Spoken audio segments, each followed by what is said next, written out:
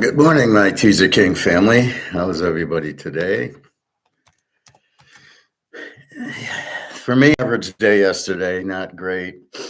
Not like I've been pounding it 11-1 and 8-1. 2-2 on my locks. Missouri and Utah came through, and USC over. How that didn't go over, I don't know. The guy hits a field goal, hits the upright. Otherwise, we win. USC started just running the ball for some reason. I think the 2 or 3 hour delay hurt them. I mean, you're ready to play, and then there's lightning. All of a sudden, lightning stops a game. When I was a kid, they'd play. The game was on at 1. They played at 1. Playing a rainstorm, lightning. What's the difference? And then, and they're washing the field off. Like, dude, this is football. You play. And the other one was UAB, who came down to the end. They were laying 4. They're up 11. Akron scores to make it a 5-point game, goes for 2 and gets it. If they just kick the extra point, then we tie. If they miss the 2-pointer, then they win by 5, which covers the 4. Shocking Akron scored that much. It's shocking UAB didn't score more. Every time I saw it, Akron had the ball. I don't know what was going on with UAB. That's where you get a little bit going against Akron with a high explosive offense that didn't show up. Lost Texas State. Went over on that one with Arizona State. And again, you're getting a little bit with that. A lot of good winners. Georgia Tech got the W right off. Vanderbilt gets the W, killed South Carolina. And I guess Norris got knocked out of the game. That's why we bet on Dagiopavia. That's why we look for good quarterbacks to bet on. That's the whole point of it. Who can we win with? And that's why we bet it. Nailed the Ohio State under. Nailed the LSU under and got fucked up on the Georgia-Tennessee. Georgia just does not look the same. Okay, we see it. Somehow they scored and won. So now the Tennessee defense that I was thinking was going to be like last year's isn't, which is fine. Now we see that. Tennessee's an over. Georgia apparently is not an under. LSU apparently is an under because they have a good defense and no offense. Florida just sucks. South Florida finally comes down to terms with Miami and loses. And an overall good day, but not up to my standards, which is like one loser. 2-2 on locks. Again, I played Utah in 2 teasers. I was surprised I only played Missouri in 1 teaser. I must have missed that one because I'm usually looking for 2. But I did hit. I was really happy on the Georgia Tech Vanderbilt teaser. That's what I made at. All right, let's look at the pros today. We'll review college later. So we start off. We got Miami is 1.5, 43.5. I really don't see how Miami can be favored in any game, even a college game. I don't think they could beat. I don't know. Utah or Missouri or Kansas or any of those. 1.5, 43.5. I don't know. I think I don't know how good New England is. This is a game I got to watch and I got to learn. I don't know how bad Miami really is because Daniel Jones ran all over them, but he didn't throw all over them. And New England played Oakland and got their ass kicked. I think defensively, this could be low scoring, but I have not bet this game, and I will not bet this game. I think New England, based on Miami's performance, is a live dog. But again, it was a week 1 thing. So we really need to see this game and see if Miami can't score again. I do not like Drake May, and I do not like Tagovailoa. So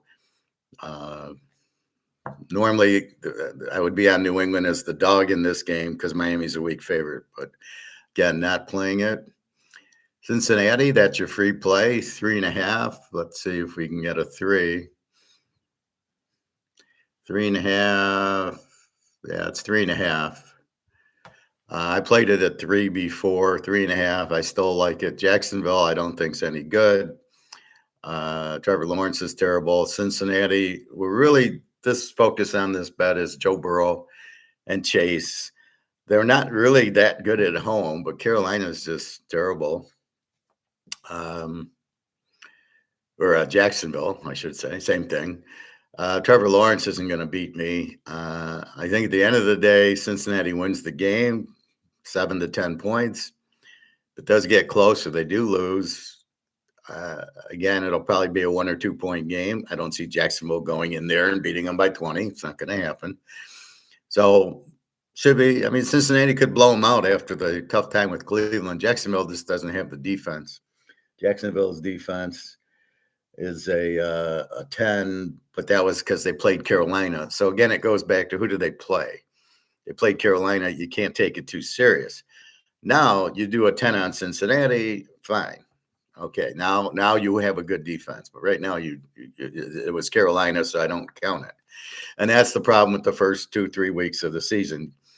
The changes is Jacksonville a good team? I doubt it. The Cincinnati, we know. See, the Cincinnati, Chase and T. Higgins and Burrow. Look for Chase to have a huge day today because he didn't play much. He didn't do much last week.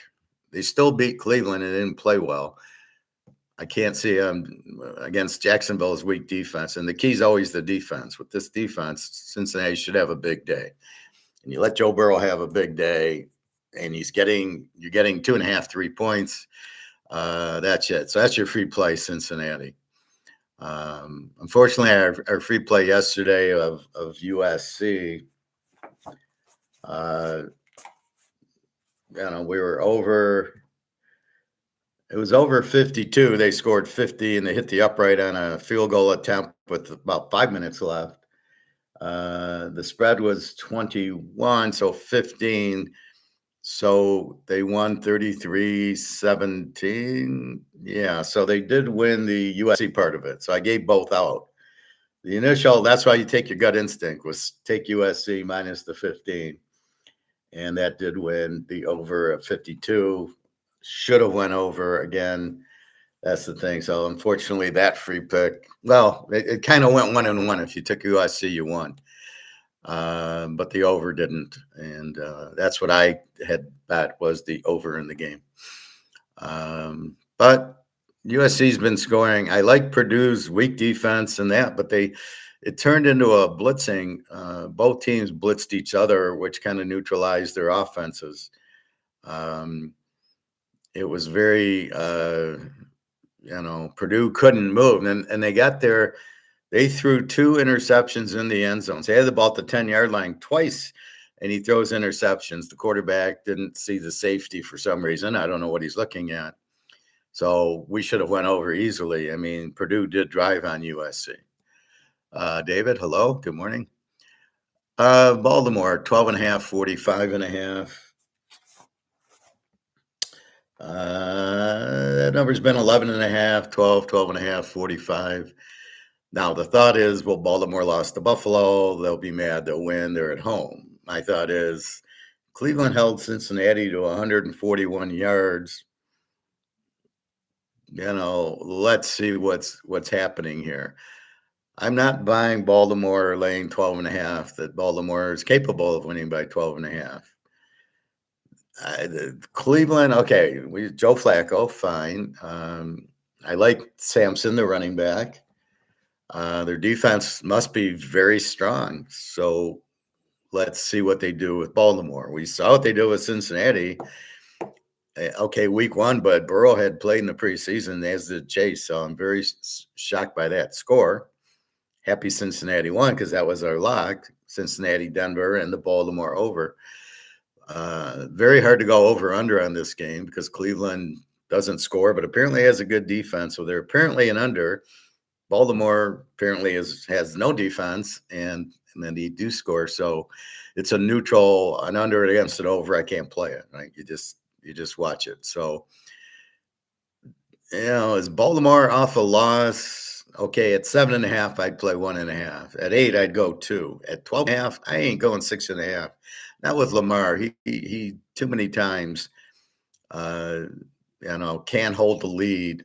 This is his problem. He can't read defenses. He can't audible out of plays. This is why they never beat Kansas City or Buffalo. So I'm going to lay away until we know who the Browns really are. Flacco's not bad. He'll keep minute. The defense apparently is good, but we'll see. This is not a team that you play this with. You're looking for Carolina, these weak defensive teams, right? Carolina's got a 26 defense. Detroit, Chicago. If this was Detroit, I would play them. Miami with the 33 defense. I would play Baltimore and lay the points with Miami. But Cleveland is a 17 defense. And by the way, Baltimore is the 41 defense. Cleveland should score on this team. So this is not the game or the setting to lay 12.5. That's way too high. Well, we'll see if the Browns have good. We'll see after today. Right now, we don't know. I didn't watch the Cincinnati game. I just came home from swim and saw it was 17-16 final, and I had a half point with Cincinnati, so that was it. Dallas 4.5, 44.5 to the Giants. The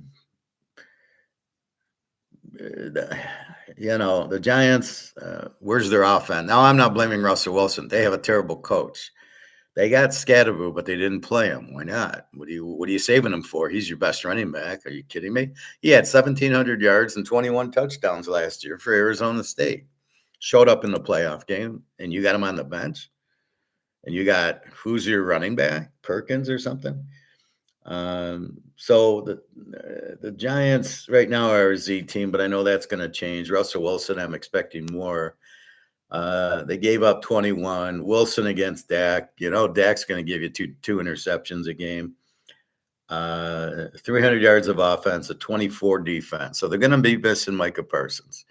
All right, the kid Kenny Clark from Green Bay. Okay, maybe he helps him a little bit, but he can't rush the passer. And then you got Dak. He threw a lot to CD Lamb, and you got Pickens. So they should score.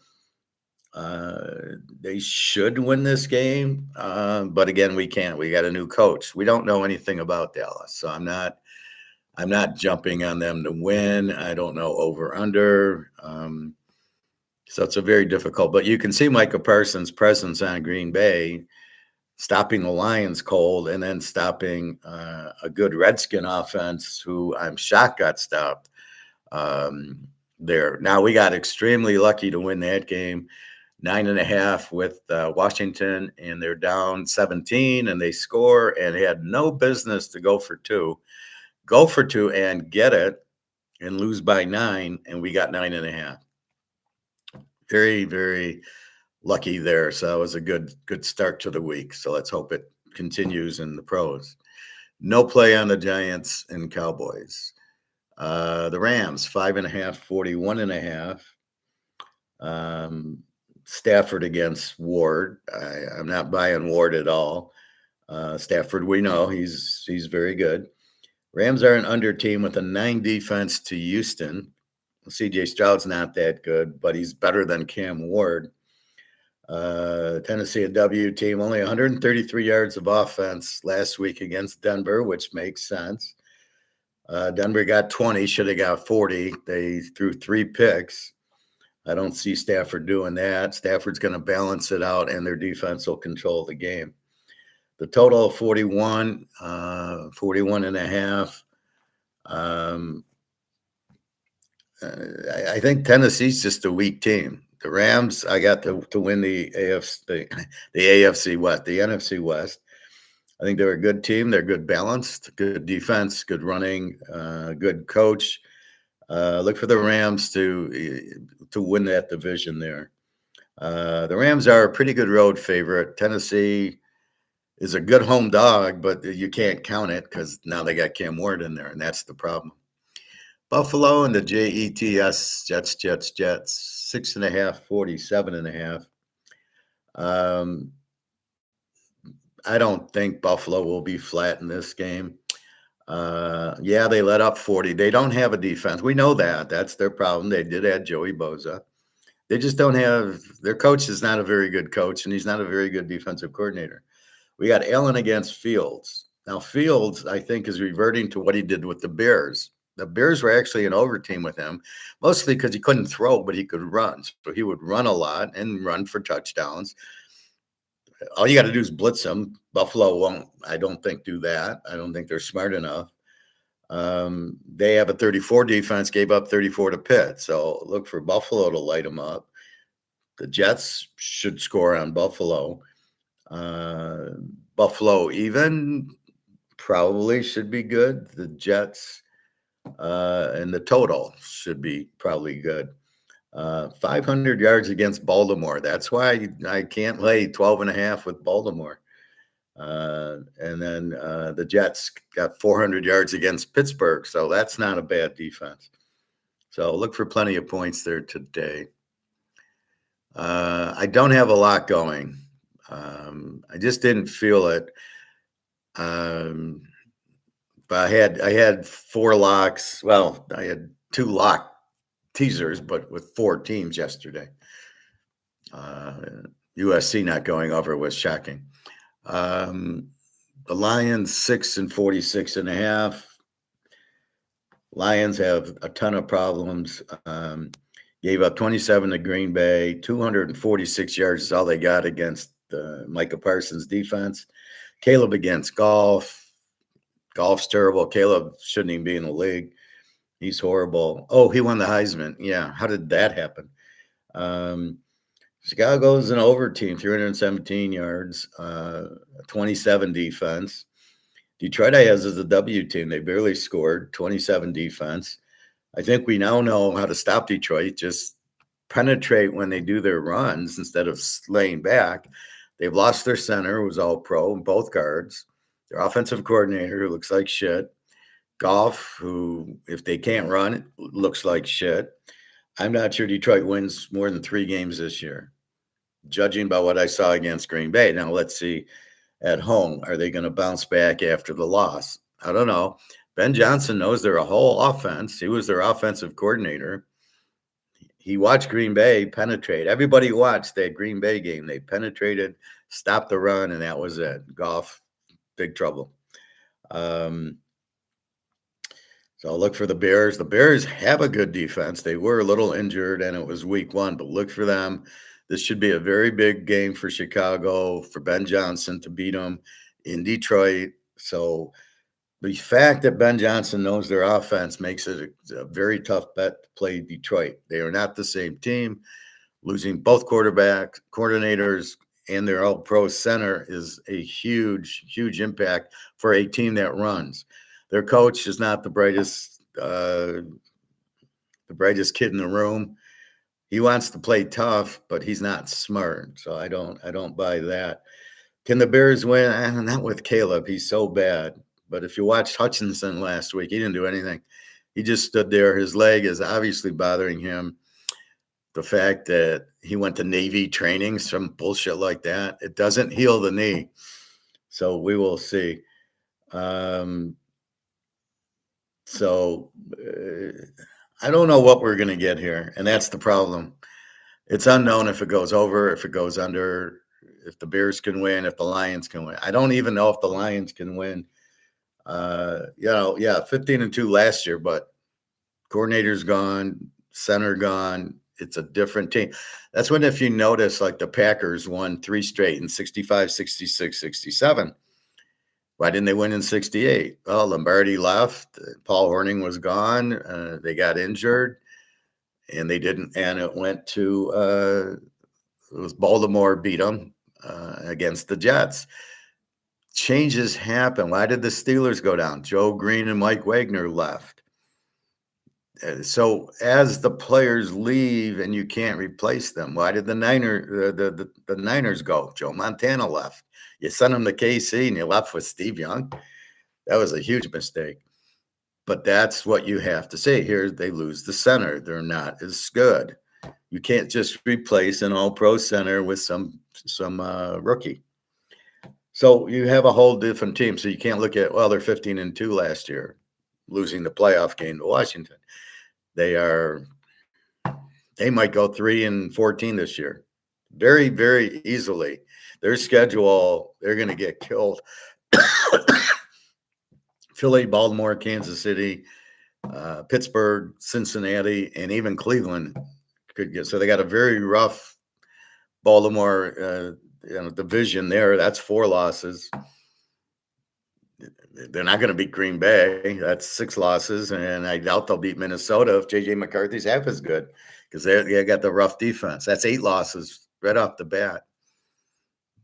Philly, KC, Baltimore, that's 11 losses. So where's your winners? So weak coach. I don't care. Everybody thinks he's a good coach, but he cost them the Super Bowl. If he kicks field goals, they beat San Francisco and they're in the Super Bowl.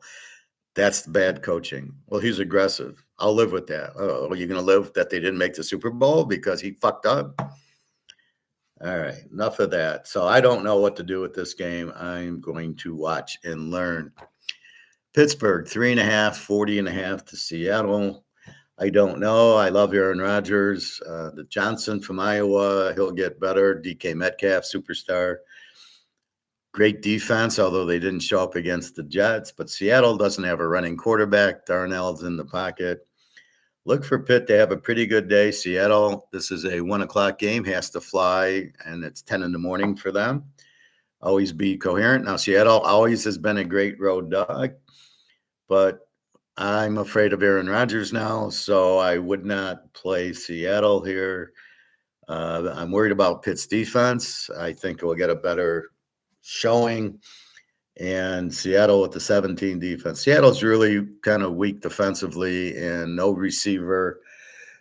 I do like Walker, their running back, and Darnold. Watch TJ Watt with 5 sacks today. He'll get after Darnold because Darnold can't handle pressure. So I don't know. It's really a get. You're betting Aaron Rodgers, I assume, and J.J. Watt or T.J. Watt or one of the Watts. J.J. Watt was doing the game, and T.J. Watt's playing. What the hell is wrong with that? So I'm not sure. The Niners, 40.5. The Niners. The whole team is injured. It's like my cousin Vinny. The whole store got the flu. They were 6. They're down to 4. They're down to 3. So they're laying 40.5. You have Mac Jones and against Spencer Rattler. Neither guy should be in the pros. New Orleans is probably the worst team besides Carolina, Tennessee, and Indy, and Jacksonville. 20 defense, beating Arizona, losing to Arizona 2013. 315 yards of offense. Rattler's just terrible. The Niners, how good's their defense? They did held Seattle 17-13, who doesn't really have a good offense. I can't believe they just let DK Metcalf go for nothing. And now they have no receiver. And I don't care. Spinta Jimmy's not a good receiver. He wasn't that good at Ohio State. I mean, he was good because the other guy was the star. So,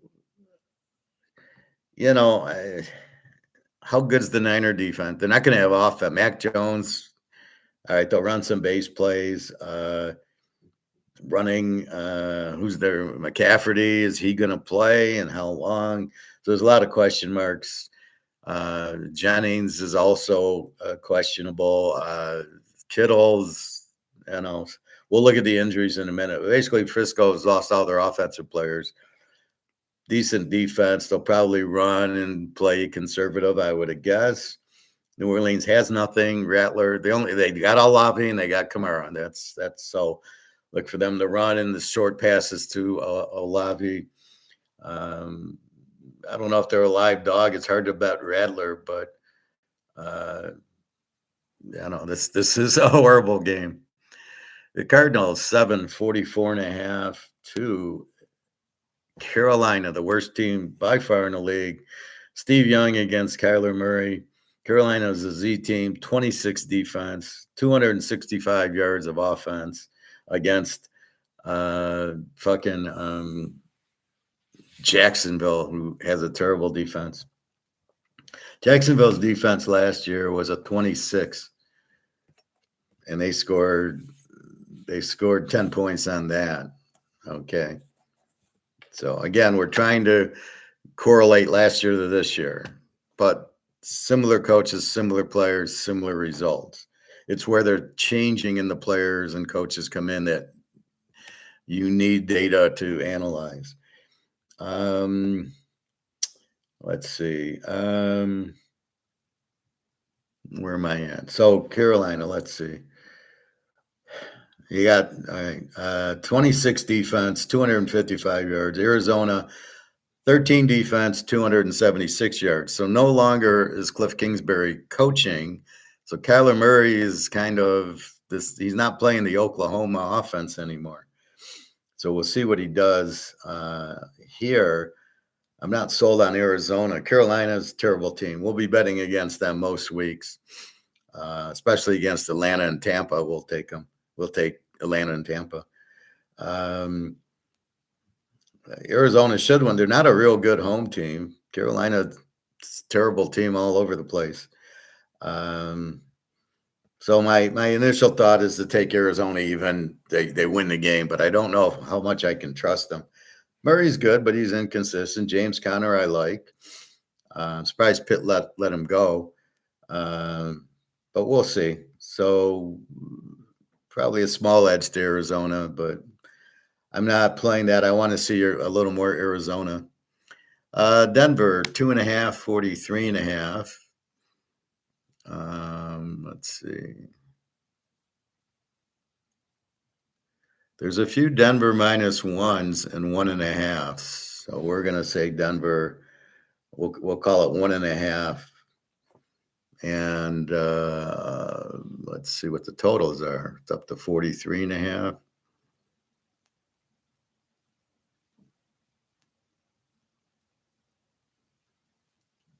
Yeah, 43.5 is consensus.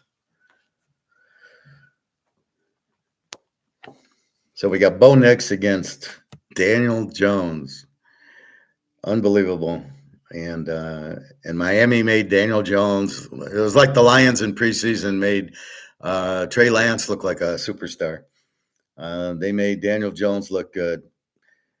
But here's where we're betting defense.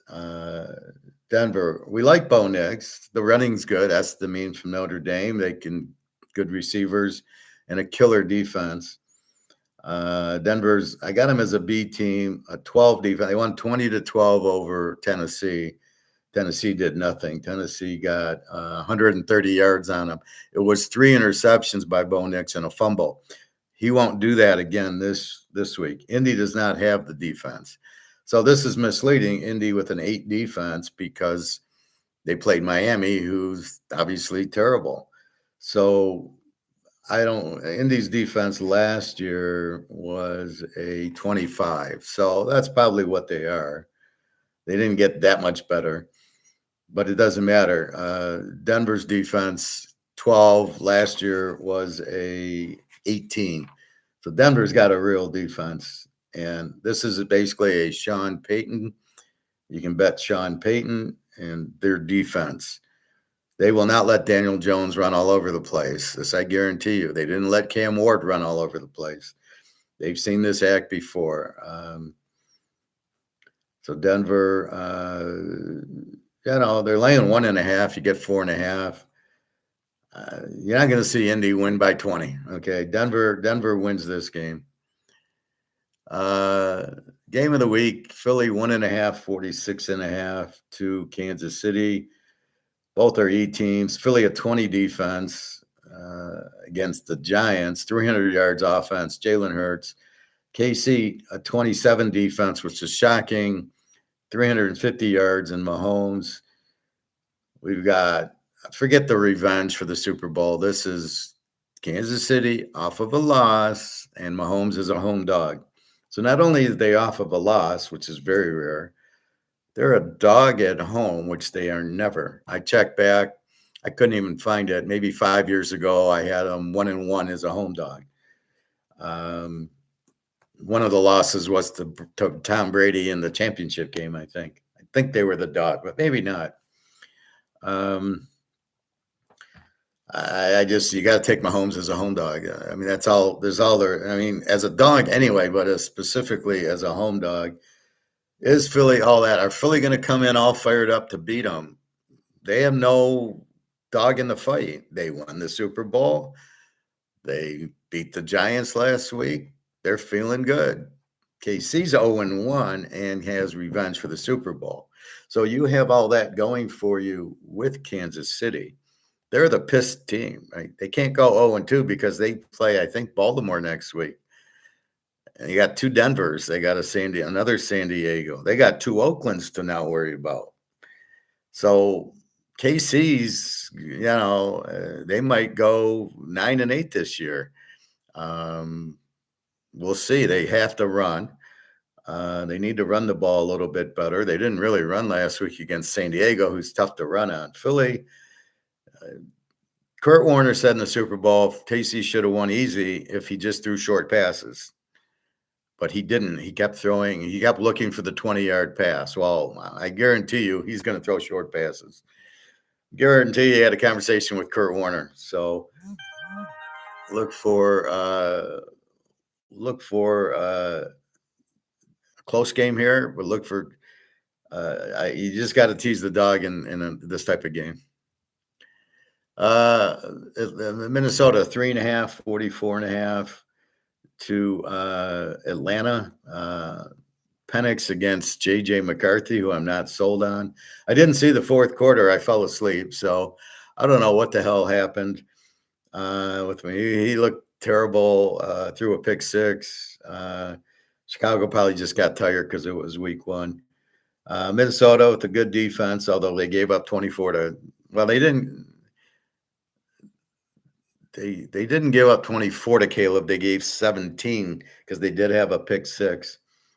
McCarthy threw the pick six. Penix lost a tight one with Tampa.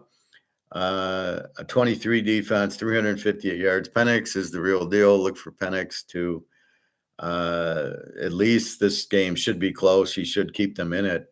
And J.J. McCarthy, I'm not buying. If the Georgia and Tennessee ends play, the rookies, they'll be all over McCarthy. He won't have time to throw. So is he that good? Is he going to blow out Atlanta? Not a chance. All right. Houston and Tampa. Houston 2.5, 42.5. Tampa 20 defense, 260 yards against Atlanta. So shows Atlanta has some defense. How much is it week one and how much is it Tampa defense? We got the Baker going, who's been outstanding against Houston. Great defense, 265 yards on offense against Houston, against my Denver team. Against the Rams. And C.J. Stroud, who's not there. He can't read defense.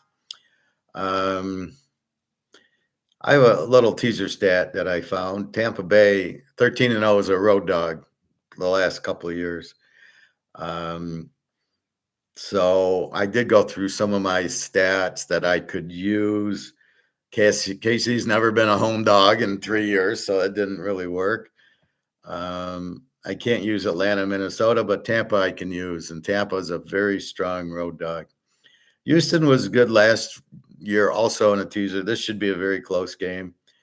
I took the dog again, probably an under. I think we're just about let's take Houston under every week with that strong defense and no offense.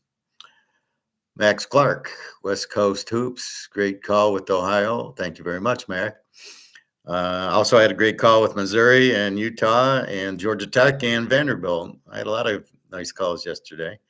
USC over, what was it, 3-hour delay, and they hit a field goal that hit the upright with about 5 minutes left, or we hit the over. But that happens. But thank you very much, Max. I do that a lot. You'll see. So Tampa's very live dog in this game. And their last game is San Diego 3.5, 46.5 to Oakland. Oakland Gentry and Brock Bowers and Michael Myers, the Notre Dame tight end, and Geno Smith. More importantly, it's Chip Kelly and Coach Pete. You got a whole different Oakland team this year. San Diego coming off of Brazil and beating Kansas City. They will not be flat. This is a big rivalry game from the Holy Roller, as we remember, with Dave Casper kicking it into the end zone for a touchdown. So this is a big rivalry game. 3.5 with San Diego. I wouldn't touch San Diego in this game. San Diego with the 21 defense. Oh, well, it's hard. Oakland held New England, which is ridiculous anyway, 13 to 13 points. So it's Herbert against Smith, 46 defense. We don't know enough about Oakland's defense yet. This should be an under game with San Diego, but I don't know. San Diego scored a lot more on Kansas City, which was shocking last week. I think I had the game under. I did win with the under. I had 52 and it was a 48, but KC put up 21 on them. San Diego scoring 27. So what scares me here, because KC's got a good defense and Spagnolia. So you don't score 27 on Kansas City too often, unless like Philly in the Super Bowl with the pick six and then the other interception at the 10-yard line.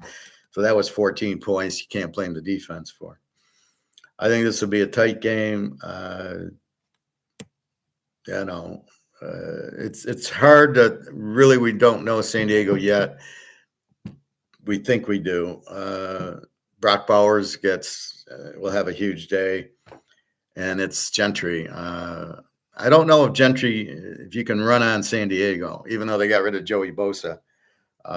We will see. But I think you can get more points than you could have before because you lost Joey Bosa. That's it. So free play, Cincinnati, getting 2.5.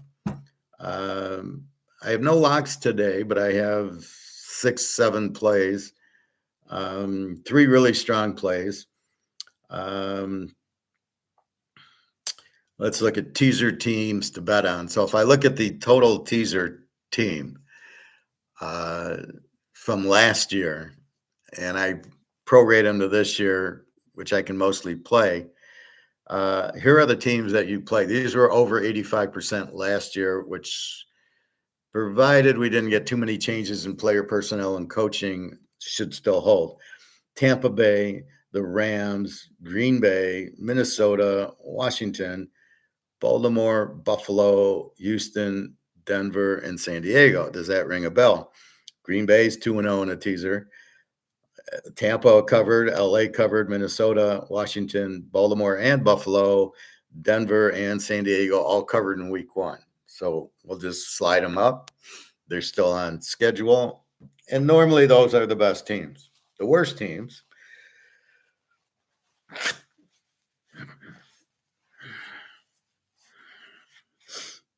The worst teams here are the Jets. And you can wonder, the worst teams get beat and they don't cover and they don't have offense. The Jets, Indy, Jacksonville, Tennessee, Dallas, the Giants, and Atlanta. Now, Atlanta we disregard because Michael Penix only played in 3 games last year. I saw somebody said, this is the first time in Penix's career he's lost 3 games in a row. And I'm like, they've only played 1. They're counting the 2 games from last year. Like, what kind of fucked up thing is that? That's like when the Packers won 3 in a row. They don't count it. Well, you didn't win 3 Super Bowls in a row. Well, that's because the Super Bowl wasn't around in 65. They won 3. They three-peated, right? And nobody wanted, there wasn't 3 Super Bowls, even though there wasn't a Super Bowl in 65. Just amazing. So I had to laugh at that. Penix is fantastic. So is Daniels. Shows you how good Green Bay is. Daniels did all he could, and it was very difficult for him. There's no such thing as a sophomore slump. I get that they get to see how you play and they can fix it, but it doesn't take a whole year to do it. You're not stopping Daniels this year just because it's the second year. You're stopping him because you got a guy like Micah Parsons who can come in. So That's your tier. That's your teaser trend that we can use. If you notice, Tampa didn't change, LA didn't change, Green Bay added Micah Parsons, but didn't. It's still loving the quarterback and the coach. Many we got to be careful. We had JJ McCarthy. Washington didn't change. Baltimore, Buffalo, Houston, Denver, and San Diego. None of those changed, so we can use those.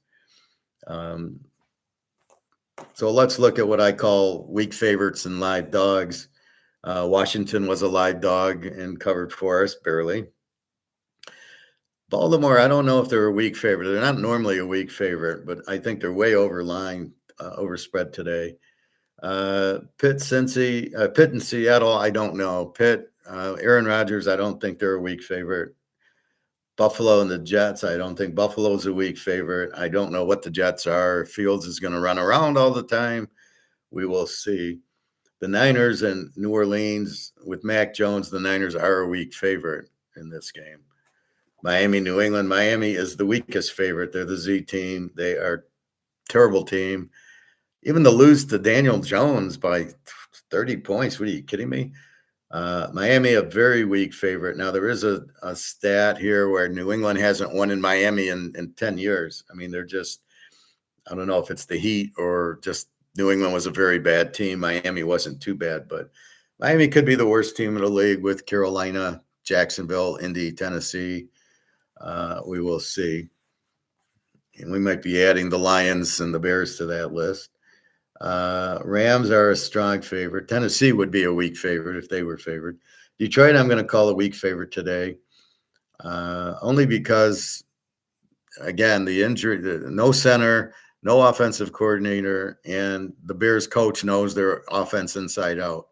That's huge. He's going to know exactly by formation what they're going to do. The new offensive coordinator is not smart enough to change the plays. Why would you? So look for him to put heat on Goff. Goff cannot stand pressure, and he has to do play action pass. So if Chicago comes up and kills that running play that the Lions love to do on first down, they run off left tackle every time. And if they can penetrate like Green Bay did, there goes the running game. There goes the play action pass. And now you got Detroit looking at 10 points against the Bears' tough defense. Not that Caleb's any good. Caleb ain't going to help you out here. Chicago needs to go to Badgett, right? Caleb started 10 for 10, and then he went and he missed his next 15 passes, and they were getting killed. I think he threw a pick, but you've got Badgett should be the quarterback. I don't know what they're waiting for. If I was the coach of the Bears, Badgett would be my quarterback. I'd tell Caleb, go back to USC. You suck there, and you suck here. And it's funny how Daniels and Penix don't need a year, and Bo Nix, they're all ready to go. But Caleb, well, let's get him a new coach, and let's get him 5 years experience and a quarterback guru and all this. Daniels doesn't need that. So what the fuck? Admit you fucked up. You should have had Daniels as your first pick. Dallas and the Giants, I don't know if Dallas is a weak favorite yet. Seem to hit C. Lamb a lot. Dak, I don't know. A new coach, I don't know. I don't know who the offensive coordinator is. That's the hardest problem in football, especially college football, is the coordinators change. So you're sitting there going, oh, okay, I got my head coach, Steve DeBoer, right? Or Greg DeBoer at Alabama. He went back to the Washington offensive coordinator who went to Seattle Seahawks, is now back on his staff at Alabama. All of a sudden, they're starting to score now. So look for Alabama to be an explosive game. They get my Georgia team, who I don't know where their defense was. How they won, I don't know. And again, great. They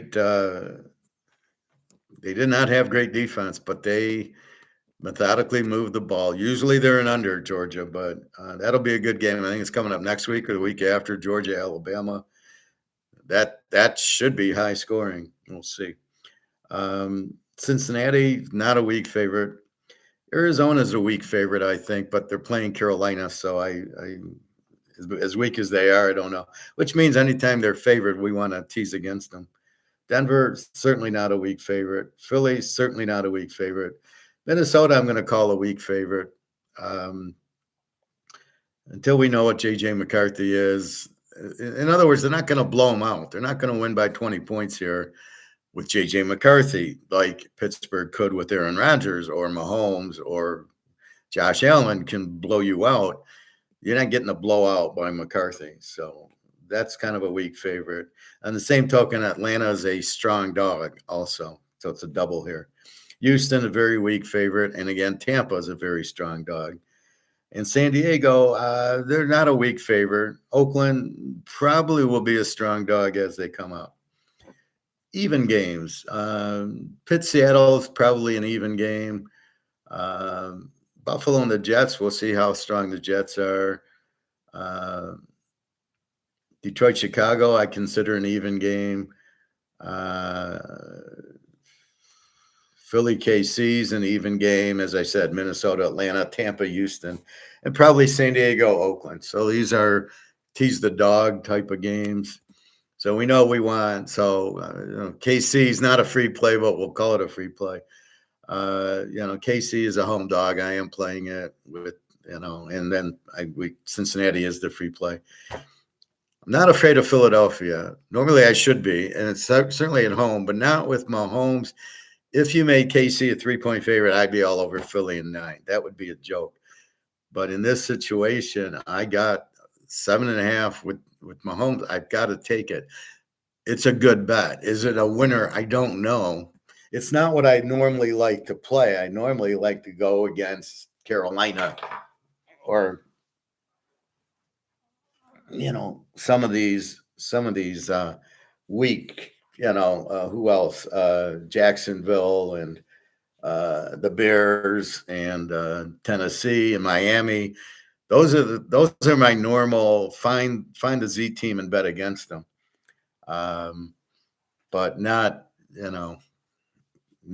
bet against Philly. But this is a unique situation.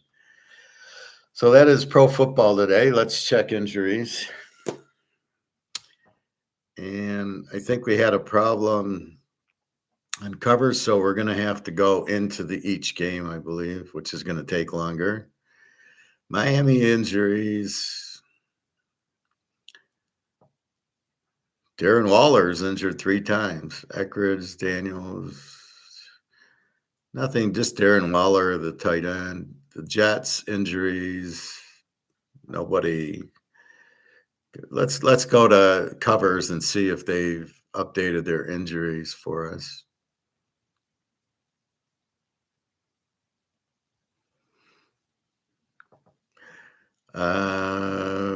Let's see. Let's go to pros.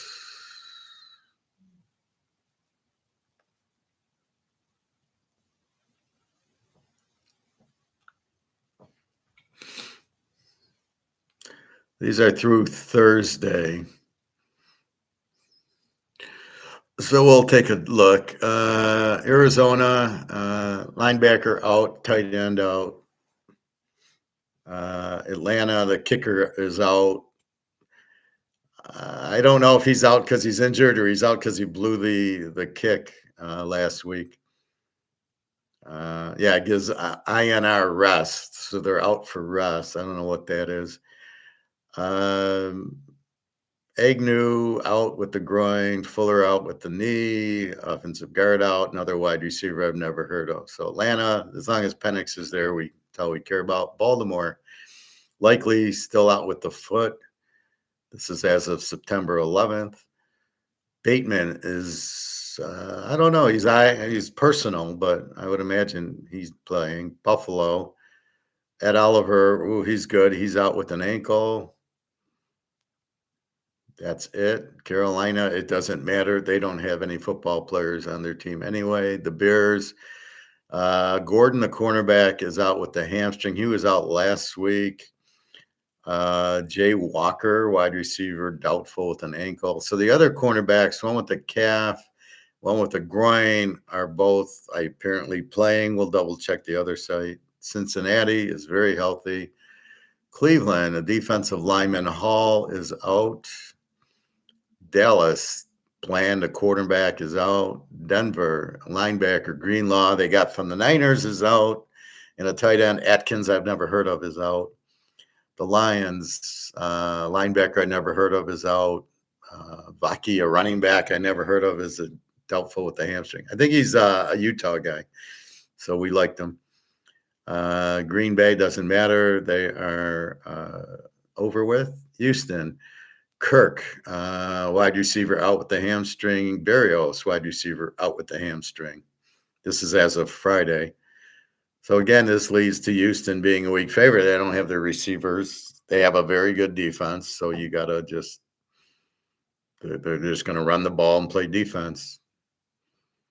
Jones, cornerback, out with the hamstring for Indy. And a cornerback, Ward, out with the concussion. Jacksonville, cornerback doubtful, offensive guard out. Kansas City, Worthy, wide receiver out.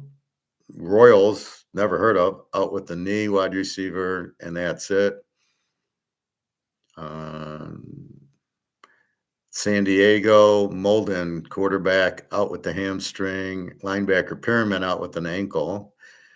The Rams, tight end, Parkinson is doubtful, and a guard is doubtful. Oakland, Johnson, the center's out with a concussion. It's one thing when you get hurt during the game, and it's another thing when you get hurt in the middle of the week and you can prepare that, okay, I'm starting. You can't do that. A second quarter, the guy gets hurt. You just got to go in there. So it's easier when they know they're going to play. Miami, tight end, Waller, out with the hip. Cornerback, Duck, out with an ankle. Jackson, out with the toe. Guard, defensive lineman, out. Jay Wright, running back, doubtful knee. Bonner, cornerback, doubtful hamstring. This looks like a team that's quit. So you have two cornerbacks out and a defensive line. Yeah, Miami's in big trouble. If it was anybody but New England, I'd be locking whoever they're playing. Minnesota, offensive tackle out with the knee. Cornerback Okuda, he sucked. He was on the Lions, out with a concussion. Van Ginkel out with a concussion. That's a big one. So there is a guy I've heard of. So again, Atlanta becomes a liver dog. The Giants, defensive lineman doubtful with the foot, offensive tackle doubtful with the foot, linebacker out with the calf. If I don't give the name, it's because I never heard of the guy. The JETSs, Reynolds, wide receiver, out with the hamstring. Defensive lineman out with an illness, and a running back, Nwangwu, out with the hamstring. That's the JETSs, and they're playing Buffalo today. New England, what do we do with this team? Gonzalez, cornerback, out. White, a defensive lineman, out. I don't know. I like Vrabel. I mean, they should at least cover against Miami. I'll be shocked if they get blown out. They might not win because maybe they don't like the heat. I don't know, but Vrabel is a little different coach. New Orleans, Blackman, safety out with the shoulder, guard out with the toe, lineman out with the calf. Let's see, Philadelphia, tackle out with the soldier, Goddard, the tight end, out with the knee. Shipley out with an oblique. That's a big injury. He's from Clemson. He's a pretty good running back. Pittsburgh, Joey Porter out with the hamstring. Elliott, safety out with the knee. Lineman out with the knee. A little bit of not too major, but 3 defensive players for Pitt, and all we know is Porter's the starter. The Niners, Brock Purdy out with the shoulder. Let's see. McCaffrey injured with the calf, is not out. Mac Jones injured with the knee, but he's the quarterback. He's going to play. So the only one listed as out is Brock Purdy. Trent Williams, questionable with the knee, the all-pro left tackle. McCaffrey injured with the calf. Nick Bosa, he's always injured with rest. The guy's injured when he rests. Mac Jones, yeah. We'll see what McCaffrey does. But the only one out is Purdy. Seattle, safety out, cornerback out. That's it. Tampa Bay, Godwin's out with the foot. He's been out. No surprise there. And Wolf's the tackle out with the knee. They were out last week, I believe. Tennessee, Mullins, a running back, never heard of, doubtful. Defensive lineman, Sweat, but I don't think it's the Sweat we know, out with an ankle. Safety, Winston, doubtful with the hamstring, and an offensive tackle out with the hip. Washington, we don't care about because they've already played. So that's your injuries on covers.com. So that's about it.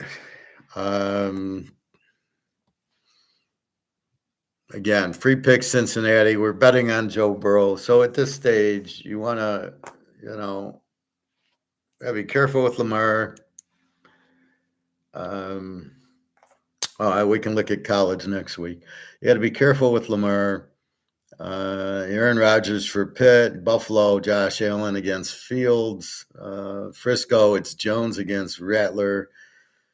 New England, Miami, it's Tagovailoa against May. Jesus. LA, Stafford against Ward. Golf against Caleb. Russell Wilson against Dak. Trevor Lawrence against Joe Burrow. That's like an adult against a kid. Steve Young against Kyler Murray, Carolina. Bo Nix against Daniel Jones. Why is Daniel Jones in the league? At what point do you think he's a good quarterback? Hurts against Mahomes in the game of the day. Penix against McCarthy. Very good game there. Baker against Stroud. Excellent game there. And then Herbert and Smith. Look out. Let's see how good Oakland is at home. Gentry, I'm curious. And, San Diego, Herbert's starting to play better. I like what Chick Kelly's doing with Oakland. He's got Brock Bowers and Gentry and the guy from Notre Dame. He's still got some other good receivers. Geno Smith's okay. So look for them. Are they a live dog? Probably. Yeah, I wouldn't just trust San Diego. All right. College football. If you got any pro questions, feel free. What did we hit yesterday? So we started off hitting Houston over Colorado. Houston wins 36-20. That's our first winner. Fucking Bama beats Wisconsin and covers. Let's see. Oregon. Bobby had Oregon, but they didn't cover. They were 28-point favorites. I think they won by 19, and the total was 59. I don't think they covered either. I told them because Northwestern doesn't have an offense. When you bet an over, you're betting both teams to have an offense. If one has an offense and one doesn't, you bet the team. You don't bet the over. Michigan goes wild, kills Central Michigan. Central was pretty weak, but Michigan, again, off of a loss, they come in. Oklahoma kills Temple. I knew Oklahoma. Temple's a good team, but you can't go up in class against Oklahoma. They did kill them. Georgia Tech, Clemson, I loved it. Haynes King, Georgia Tech gets the W. Have them as the dog. UConn, Delaware, I was a little surprised that Delaware did get the win. Didn't bet it. That's why you watch some of these games. So it shows you how good Delaware is as a home dog to Connecticut, who's really good this year. And Delaware got the win. North Texas, Jesus Christ, 59-10 or something over with Washington State. I know they're good, but Jesus, that's unbelievable. Texas Tech crushes Oregon State. Oregon State's not very good this year. Georgia, Tennessee, I go under 56. I was done in the first quarter. Again, Georgia always beats them. That's all I can say. And they did get the win. Had Tennessee been favored, I would have taken Georgia as the dog. I didn't want to take Tennessee as the dog because I didn't want to bet against Georgia. USC, Purdue, 33. So USC does cover, but I went over and we missed by 2 points because they missed a field goal. And Purdue threw 2 interceptions in the end zone. Purdue looked okay, but they kept blitzing them, and they wouldn't stop. And we didn't get that late touchdown that we should have got. USC ended up at the 2-yard line. It was like first and goal at the 5, and they ran for 2, and they ran for 1, and then they kick a field goal instead of going for it on 4. With the one time we want them to go for it, so we lost. That was a lock and a free play. West Virginia comes back and beats Pitt in a rivalry. Missouri, my first lock, my second lock, I guess, kills Lou Lafayette. Lou Lafayette's quarterback was out. Missouri's got a new quarterback who looks like a superstar. You ask about Arch Manning. This guy in Missouri's 100 times better than him. And Arch Manning, what did he go? 10 for 24 for 140 yards against UTEP. UTEP. They're a high school team, and he couldn't do shit. Meanwhile, the guy in Missouri lit up Kansas. See, that's where I learned. He lit up Kansas, who has an excellent defense. He's going to light up Lou Lafayette. So that was the second lock. Missouri winning by 50. Texas, I just mentioned, laying 41. They can't score 41 on UTEP. Why is the line so high? I questioned the line last week, going, why is it 41? They don't come close to covering it. Hey, G, how are you today? Let's see. Some scores I don't know. Southern Miss did come on and beat App State. So the Marshall plan, where everybody from Marshall, who was a very good team last year, is at Southern Miss. And they beat a very good App State team. So we'll keep an eye on Southern Miss. They'll be our bitch when it's within the Sun Belt. Old Miss in Arkansas, the total was 62, and they got 70 or 80. Wasn't really sure on the offenses. Now I am a little bit more. Illinois lock number, should have been a lock. I don't know why I didn't lock this game. I loved it. I bet them in 2 teasers, and Illinois killed Western by like 50 points or something. Illinois is for real. Very good game coming up. They play Indiana next week. Indiana's for real. Illinois is for real. Take the dog in that one. We'll see. Virginia Tech, Old D. Virginia Tech's not good, and Old D kills them. I thought about Old D, but I wasn't sure enough. Virginia Tech, Vanderbilt killed them, and now Old D killed them. Ohio State, Ohio, as Max Clark said, I had the under in the game. Under was 50. Ohio held West Virginia. You got to respect that. Ohio State with the good defense, so it made sense it would go under. A&M, Notre Dame. I liked A&M. I didn't bet it. A&M, what a bullshit call. A&M runs the kickoff back for a touchdown to win the game. They call holding on the guy, which was a joke, of course. But, oh, wait, the game's in Notre Dame. They would have found somebody to call holding on if it wasn't that guy. And Notre Dame, where's their defense? And I'll tell you, this Reed for A&M is superstar. LSU, Florida, neither team has an offense. I did have the under in this game. LSU, very strong defensively, but Nussmeier's not good. Florida, Langway threw 5 picks. People thought he was good. Why? So this is the problem when I bitch about the running quarterbacks, right? He's a good running quarterback, but he's a shit quarterback. He throws 5 picks. You're not winning games when he has to throw and he's getting pressured and he can't. That's the point. Now what? Somebody will draft, Indy will draft Langway like they did Richardson. It's the same thing. Richardson couldn't throw, but he could run. Well, that's the problem with running quarterbacks. East Carolina blows out Coastal Carolina. Iowa does cover against the 34 with UMass, which against UMass, he should score 70, put up 40. Vanderbilt blows out South Carolina. I have Vandy and Dago Pava every time. How they were a dog, I don't know. And then Norris gets hurt in the game, so I don't know how serious he's hurt. But again, that was my best teaser, Georgia Tech, Vandy. I loved it. Navy, Tulsa. Navy beats Tulsa. Tulane, Duke. I play the game over. Tulane, Duke goes over. That was a good call. Duke's a good, explosive team, and so is Tulane. So it made sense that this would be over, and it was only 53. I always locked the wrong game. Utah, my third lock, wins. They missed 3 field goals in the first half. It's 3-0 at half. I'm like, did the quarterback get hurt? No, they missed 3 40-yard field goals. So it should have been 12-0.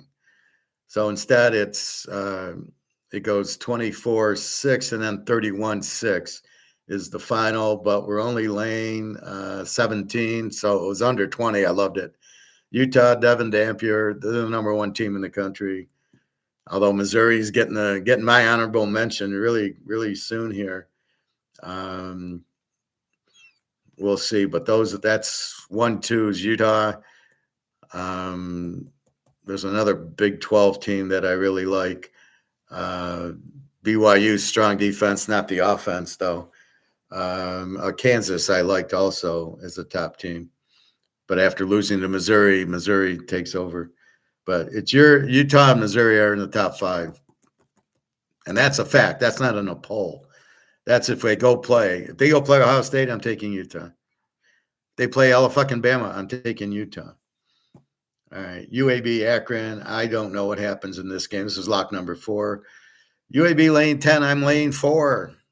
We're all of a sudden Akron starts scoring. Akron gives up 39 a game. They didn't score 39. I'm shocked by UAB not scoring. Akron with 200 yards of offense all of a sudden scores. We still have the game won. They're up 31-20.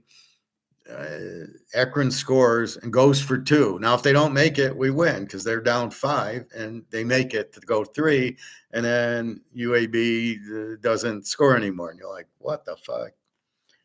And then Arizona State, Texas State, just an overplay of 54, and Arizona State wins 35-14. Texas State, this is the problem you have when you go up a class. Texas State normally puts up 50 points a game, but since it's Arizona State, they don't get it. Arizona State does score. They did get the 35, I thought, but I thought Texas State would be also. I thought it'd be like 45-40 type of game. So that's what happens. Let's look at next week's college for some good games. All right.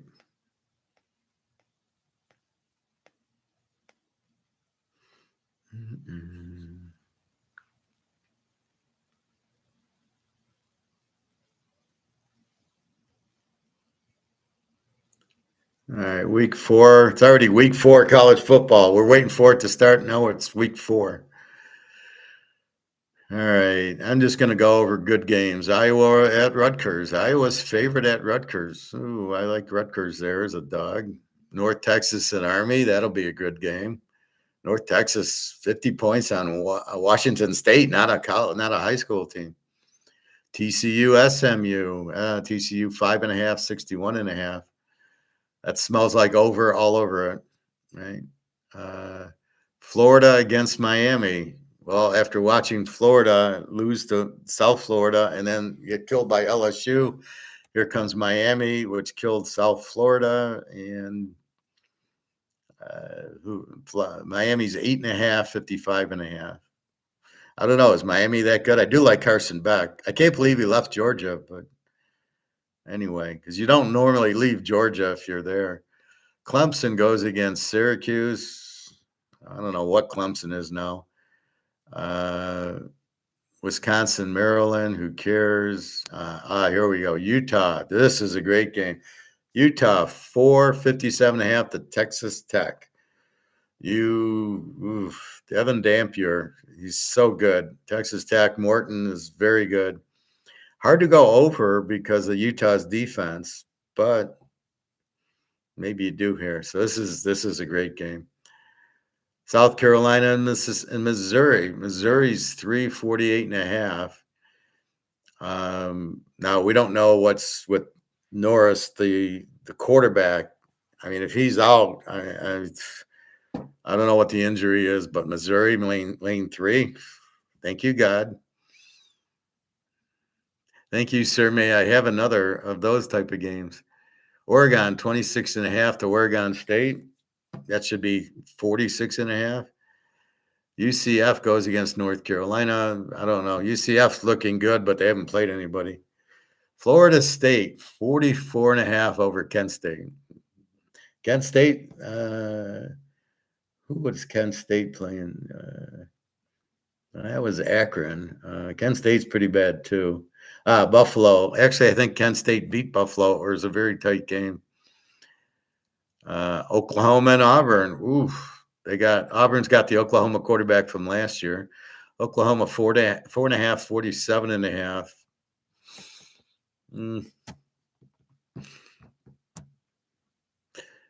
This is, I think you got a live dog here.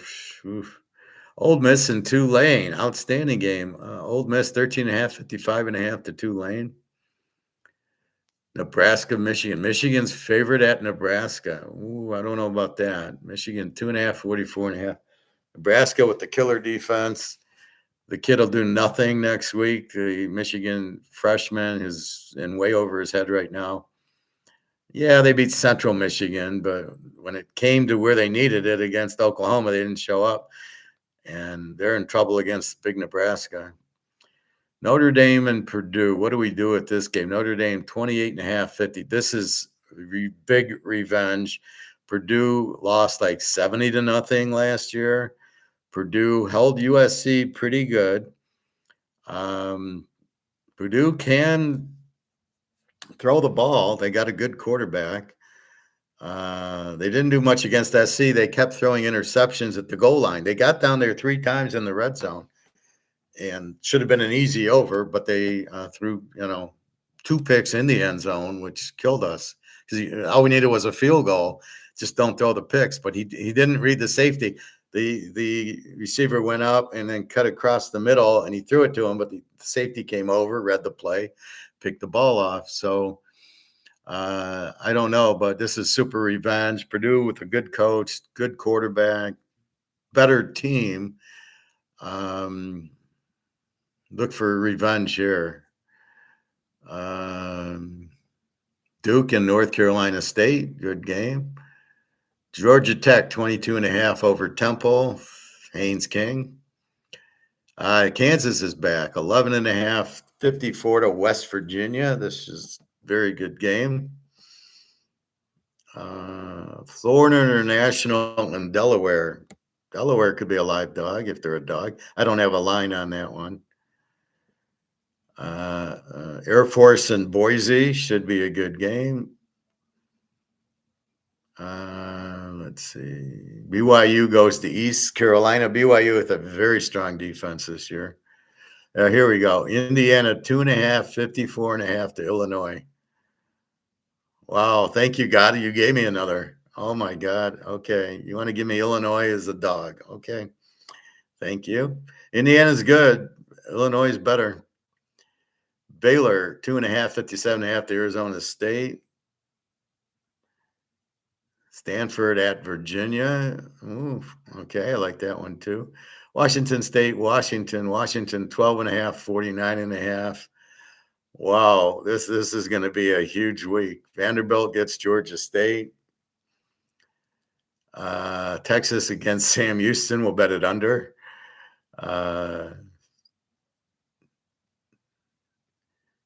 UTSA against Colorado State. Should be explosive. Colorado 13.5 over Wyoming. I don't touch that one. USC 14, 56.5 to Michigan State. Wow. And then last game, Hawaii, Fresno State.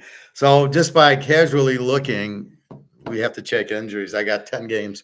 I got 4 locks just by looking at that. Unbelievable.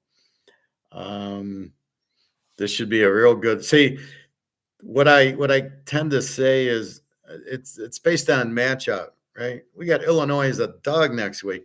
That's the point. It's if you get the right teams, favored or dogged, or the right matchup, that's what you're looking for. I'm sure I'm going to post a lot of these games today or tomorrow, just FYI. But yeah, it's like Kansas City is a home dog today. Yeah, you got to be careful. It's Philadelphia, but they're a home dog, so that's really what you're looking at. Uh, it's all matchup, right? If we have Atlanta as a dog to uh, Jacksonville, that's a lock. But we got them at Minnesota, so you can't lock it. But that's what you're looking for. And we have there's at least 10 games I just read that are very strong games. Obviously, checking injury, but that's it. What a week next week's going to be. College. Holy shit. But we understand the teams. All right. Your top 10. Let's go through my top 10, the real top 10. Utah, Missouri, uh, Washington, USC. I'm not quite sure about Alabama. Maybe we stick Miami in there. We'll see what they do with Florida. Um, Notre Dame's got 2 losses. We'll see. Ohio State, not a chance. Penn State, not a chance. Michigan, not a chance. Oklahoma, not a chance. Georgia, they did win at Tennessee, although they're lacking defense. Um, uh, Clemson, I would say Vanderbilt and Georgia Tech are probably right up there. We'll see what they do this week, but Georgia Tech beat Clemson. Everybody loved Clemson. I don't know. LSU just too weak offensively. Ole Miss, we'll see. They usually stumble when they play the big boys. Alabama, maybe they're starting to play. They could be a top 10 team. They're not yet. They're probably a top 20 team. Illinois is definitely in the mix. I think that's roughly the real top 10, not the bullshit. Oh, Ohio State, they beat Texas, who has shown that they have no quarterback and no offense and have no clue that should be in the top 25. Arch Manning sucks. He puts up 140 yards to UTEP, not to Utah, not to BYU, not to Ohio State, to UTEP. That they're like a high school team, and the guy he had. I saw in the notes he had 10 incompletions in a row to UTEP. They must have blitzed him if they have anybody that's worth blitzing. Unbelievable team. They're just garbage. Way overrated. See, and that's where my expertise comes in. I'm locking you Illinois and Missouri yesterday. Well, I didn't lock Illinois, but it was a very strong play. And Missouri and Utah, right? And those are your top teams, not these guys, not Texas and Ohio State and Penn State. These aren't very good teams. Who does Penn State beat? Why are Penn State up there? Who have they beaten? Well, they're bringing back 2,000-yard runners. 1,000 yards in 14 games is not a big deal. And their quarterback's a choke. Hasn't beaten Ohio State. Ohio State has no quarterback. Why are they top? Oh, they beat Texas. It was 1-2. Who said Texas was 1? Texas isn't a top 20 team, and you made them 1 and on a bullshit poll. And Ohio State beats them with their shit quarterback. Yeah, I believe Texas, good defense. Ohio, and no offense. Ohio State, same thing, good defense and no offense. But the A teams, Utah, great quarterback, great defense. Missouri, same thing. USC looks much stronger defensively, has a superstar quarterback. Washington's got the best quarterback and a very good defense. Those are your teams, not Ohio State, Penn State, and Texas. So that's where everybody gets confused. It's just like gold. You listen to other people instead of formulating your own decisions and figuring out what to do with it. And that's really the point of it. I forgot to take my picture.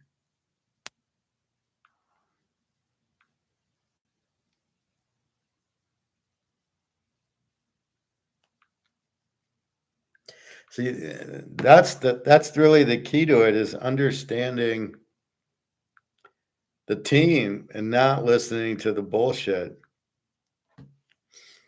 right? If you're going to listen to the bullshit, oh, they say Ohio State and Texas are the best teams. They're not. They're not even good. Ohio State's got a good defense. Somehow with Matt Patricia as their coordinator, I don't know. But that's really what the key is. And you have to understand that. Let's look at the NFL one more game. Let's see if there's any line movements. Miami 1.5, 43.5. Has there been a change?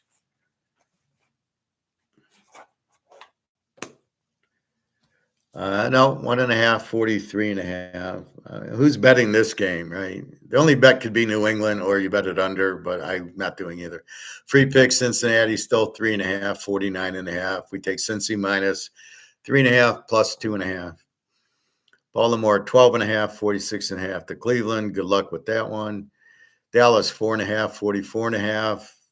You better hope Russell Wilson doesn't wake up and Scatterboo gets to play. The Rams 5.5, 41.5 to Tennessee. Buffalo 647.5 to the Jets's. The Lions 646.5 to the Bears. Good luck. Good luck with that game. Pittsburgh 3.5, 40.5 to Seattle. Again, Seattle has to travel. They're on West Coast time. Pittsburgh, you got Aaron Rodgers, and he came to play this time. He wants the Super Bowl with Green Bay and Pittsburgh. So look for Pitt to be really strong this year. I think it's between Cincy and Pitt to win the division, not Baltimore. Baltimore showed you what they're made out of. 49ers 40.5. Purdy's out. How long is McCaffrey going to play? Bunch of injuries. Be careful there. Cardinals 745.5. Worst team in the league, Carolina. Denver 2.5, 1.5. Let's see. I think there's a bunch of. Let's see what this line is now. Yeah, there's still a one at Bet365. There were one at some other one. There were 1.5. A couple. They're mostly a 1.5. So I'm calling this a 1.5. Denver 43.5 to Indy. Denver strong defense. Sean Payton. Game of the day, Eagles 1.5, 46.5. This is 425 on Fox. And too bad John Madden and Pat Summerall aren't doing it. If I got to listen to Herb Kirkstreet anymore, I'm going to throw up. This guy is terrible. He's not an analyst. He just talks about the play. Well, look at the block by the wide receiver. Oh, my God, shut the fuck up. And he's doing like he did the Thursday game, and then he did a game yesterday. You're like, oh, my God, I can't handle listening to this guy. You have to start turning the sound off on him. He's terrible. What does he bring to the table? He doesn't analyze anything. Yeah, the cornerback, no, that wasn't pass interference, even though he pushed the guy off. I mean, it's like, Jesus, stop talking. And he talks. Minnesota 3.5, 44.5 over Atlanta tonight. Houston 2.5, 42.5 to Tampa tomorrow night. And San Diego 3.5, 46.5 to Oakland. That's the late. I don't know why you need a 10 o'clock. Who the fuck's going to watch a 10 o'clock game on Monday night when everybody works, or at least used to work? What the fuck is this? Why would you do a 10 o'clock Monday night game? Everybody's going to stay up till 1:30 in the morning on Monday night when they got to work Tuesday. Are you kidding me? I get the 7 o'clock game on Monday night. I don't get the 10 o'clock game. Ain't nobody going to be watching this. What is the point? Well, they're Raider fans. All right. Anyway, we already won with Washington at 9.5. No locks going today, but we have, I got 4 real strong games going. I thought about locking. There's one I really thought about locking. I didn't, but it's a very strong play. Actually, I have 4 very strong that I could have locked, but I didn't. Anyway, 2-2 on my locks yesterday. Missouri and Utah come through. Illinois comes through. Was a strong play, not a lock. What's the difference? Nick used to ask me about that because I would rank a team like 17 units, but I didn't lock it. And he got confused. He's like, well, it's 17 units. Why isn't it a lock? Because it wasn't a lock. A lock's a feel. So if I really feel strong on the game, I'll lock it. And it could be now it'll be like 15 units. Near the end of the year, it'll be 25 units.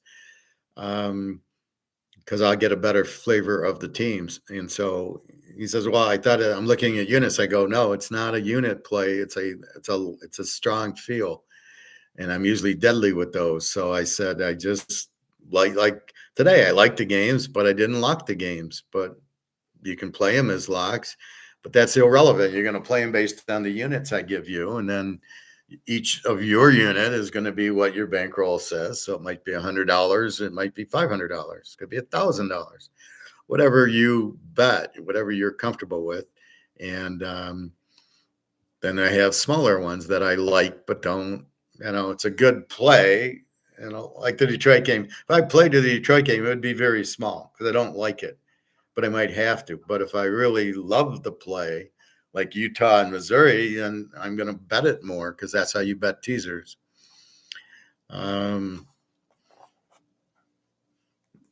Let's quickly talk a little bit gold.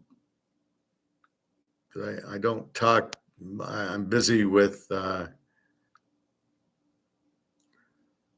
football.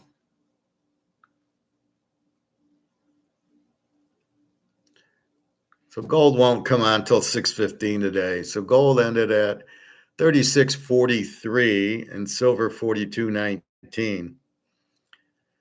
Why do we buy gold? Because we understand it. We understand the biggest theory is this cannot be printed to death and it loses value, because if you keep printing it, it makes a huge supply, and with the huge supply, it makes the value drop. So this has no value. So you get out of it, and the only really thing you can get into is gold and silver. You can't get into the euro or the Swiss franc or anything. So you have to get out of the dollar and the gold and silver. This is what keeps you going. I did watch something from Alistair McLeod yesterday, just for you, Luke, about buying the miners. And his thought was the same comment mine is, which is basically when you're going to get out of your stocks, you're selling everything. You're not keeping the miners. And this is what my warning is. I am totally out of stocks and totally into gold and silver. That's 100% of my portfolio.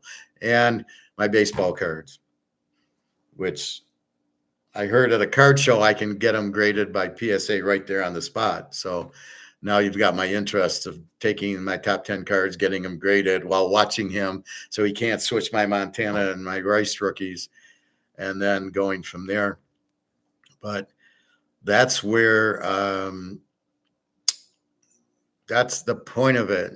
You want Rolex because they're limited, but you have to get out of the dollar because it's not limited anymore. The dollar is not worth anything. I mean, go to the grocery store and $3.99 for cauliflower now.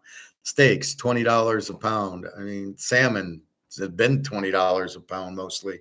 Occasionally you catch it on sale when nobody wants to buy it for 20. So your dollar's worthless. So you either sit there and watch it go to zero. You think, well, I'll go into stocks. I'll buy Apple and Amazon and all those. They're way overvalued. Plus, they're in dollars. They're not gonna help you. All right, you're gonna get killed in them. Bonds. Well, bonds are worthless because if it's a U.S. bond, I mean, they're not gonna. How can they pay you back? They're $37 trillion in debt. Oh, we'll inflate our way out. We'll just make the dollar worth nothing, and then we won't owe on the debt. No, you will owe on the debt because you have to come out with new money, and the new money will transfer over, or we won't owe mortgages and credit cards anymore. So if you say this dollar's worthless, then my credit card goes to zero. My mortgage goes to zero. So if you do that, but normally what will happen is there'll be a new dollar, like the ruble. They're on their 8th ruble. or the yuan. They're on their fifth yuan, or any of these countries. They go to the next, you know, what was it? Zimbabwe went to like 6 or 7 of them, and they still kept printing, and they still went to zeros. Only the ones backed by gold have a value because the value is gold. So you want to get out of the dollar and buy as much gold and silver as you can. And there's no risk in that portfolio. So that's why you have to do it. You have to get out of the dollar. If you want to survive, I was talking with Jenna. She needed some surgery, and she sold the ounce of gold I gave her for the surgery. And at that time, the gold was 2,800. Now it's 3,600. And I tried to explain to her, see, that was what I was trying to lead you to. I was trying to protect you by giving you the ounce, saying don't spend it. And she goes and spends it anyway. She never learned.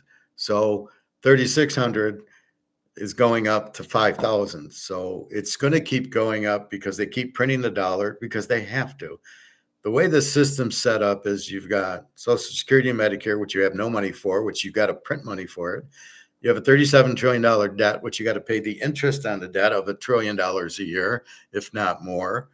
You've got government workers you have to pay for. That money just gets printed.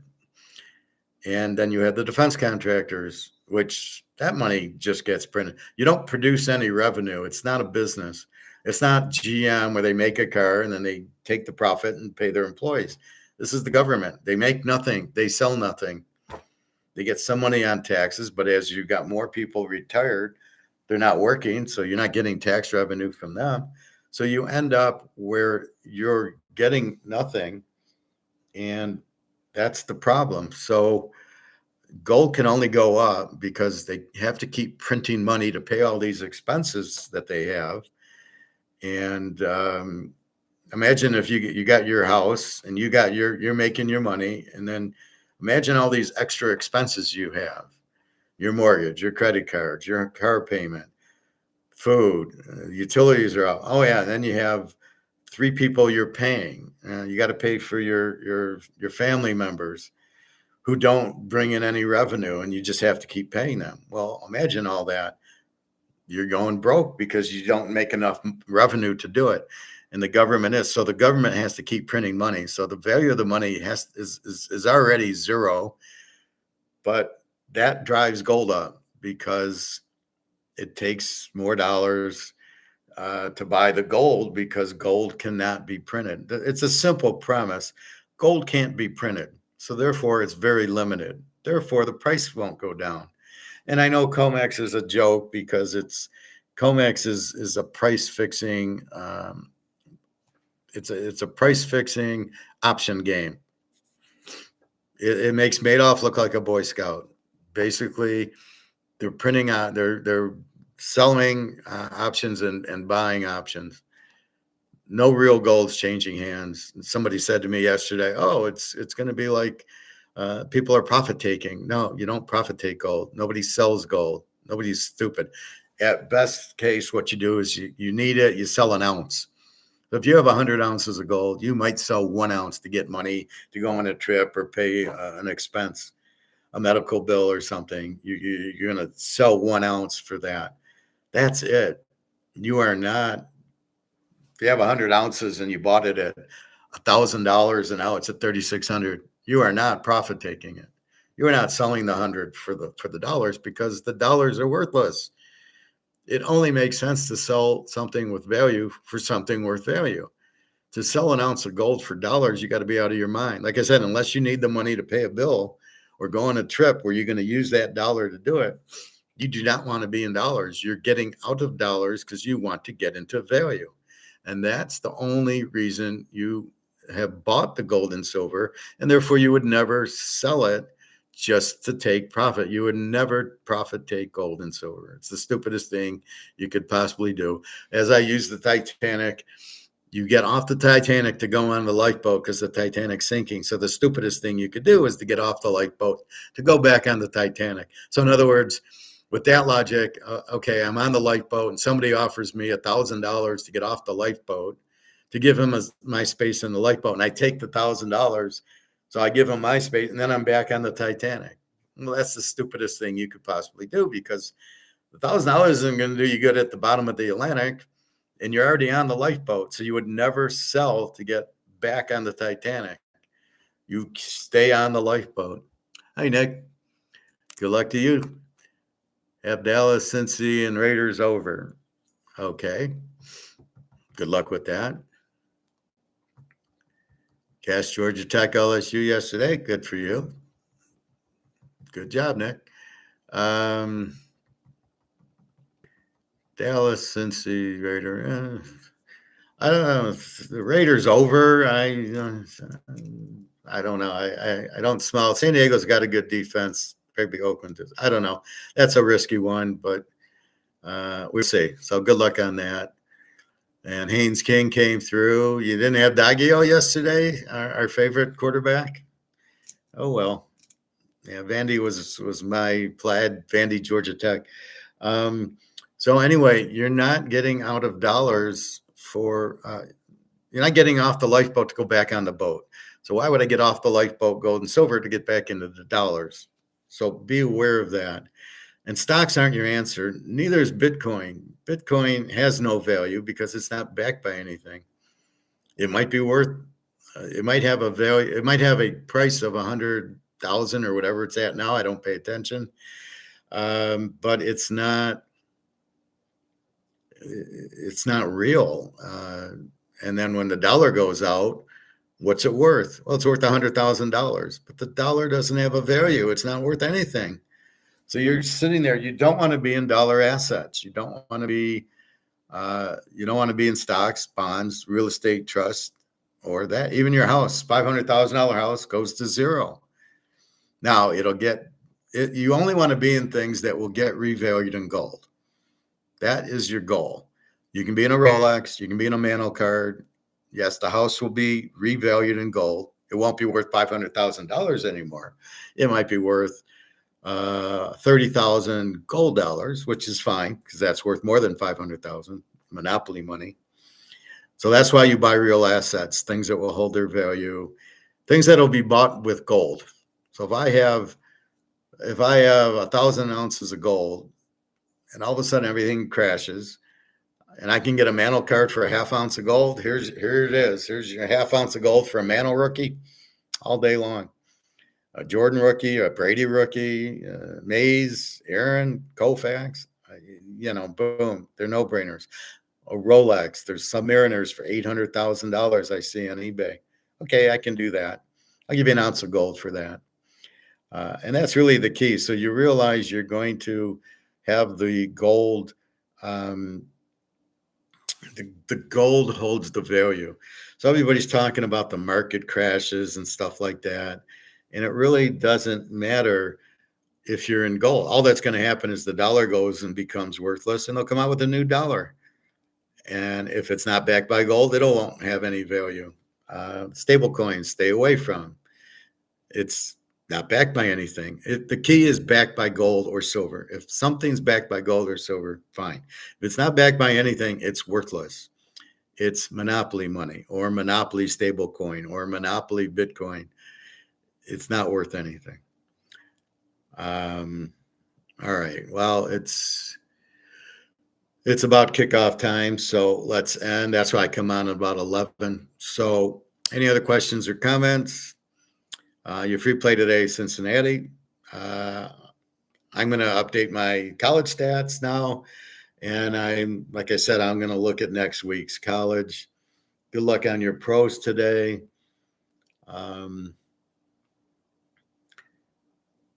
Just be very careful. And this will be very interesting, the Detroit-Chicago game. Ben Johnson knows all the plays. He knows the run. He knows that play action pass bullshit. It's not a slam dunk Detroit. It's going to win. It's not a slam dunk Detroit's any good. From what I saw, their offense sucked. Their defense wasn't much better. Jordan Love ate them alive, and he's not that good of a quarterback. So keep that. KC, home dog. If you play one game today besides Cincinnati, it's got to be KC as a home dog. I mean, if it's a good bet or not, I don't know. It's a good bet because they're a home dog. It's a revenge game. It's Mahomes. if they go, they're going. They're not going to get blown out at home by Philadelphia. This ain't the Super Bowl. Philly will not have the same intensity. Hopefully, they've come out with a game plan designed for Jalen Carter. Maybe I'll have him spit on Mahomes before the game get thrown out. But that's what you're looking for. So good luck on that one. Hopefully, good day, and we will be back tomorrow. I might be on if I see something going on to talk about it in economics and stuff. Russian war is going on. It's almost over because Ukraine's run out of soldiers and things like that. So anyway, have a good day. Good luck. www.teaserking.com. And we will be back tomorrow. All right. Good luck, everybody. I hope you enjoyed class. Take care. www.teaserking.com.